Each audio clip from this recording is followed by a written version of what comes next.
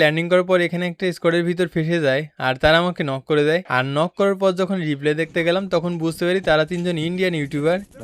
एक गोली मुन्ना भाई, एक गोली। चलो चलो, मैं उधर से पकड़ रहा हूँ, मैं उधर से पकड़ रहा हूँ। SNX ভাই, MNG ভাই অ্যান্ড RHJ ভাই তারা কিন্তু আমার ফ্রেন্ড। এখন তাদের কাছে মার খেলে কিন্তু পরে গ্রুপ এসে আমাকে নিয়ে মজা উড়াবে, এজন্য ভাবলাম যেমনি হোক রিভেঞ্জ নেওয়াই লাগবে। কিছু সময়ের ভিতরে রিভাইভও পেয়ে যায়। সামনেই তারা ফাইট করছিল। এখান থেকে প্রথমেই আমি ফায়ার দিতে চাচ্ছিলাম না, কারণ আমার কাছে তেমন কোনো লুট নেই। তো প্রথমে RHJ ভাইকে নক করে দিই। তারপর SNX ভাই কিছু না বুঝে ওঠার আগে হেডশট খেয়ে যায়। তো তাদের কাছ থেকেও দেখেন। ओ गलती कर दिया मैंने।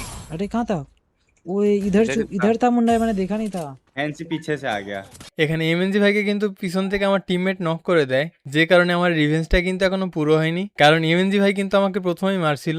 তো সামনে একটা প্লেয়ার ছিল, তাকে মারার চেষ্টা করছিলাম আর সেও ভেগে যাওয়ার চেষ্টা করে। এরপর ভাবলাম এত সময় ফাইট করলাম, এই লোকেশন থেকে এনিমি হয়তো রাশ করতে পারে, যে জন্য পিছনের দিকেও খেয়াল রাখি আর একটা প্লেয়ারকে হেডশট দিয়ে দিই। তারপরই কিন্তু MNG ভাই চলে আসে, আমিও তাকে এবার নক করে দিই।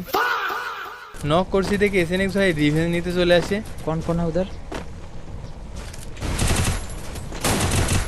এখানে ওয়ান শুটার দিয়ে এক প্রকার তাকে নির্যাতন করেই মেরে দিই। এরপর তাদের সাথে কিন্তু তেমন কোনো ফাইট হয়নি, কিন্তু ম্যাচের শেষের দিকে এসে তাদের স্কোয়াড সামনেই ছিল।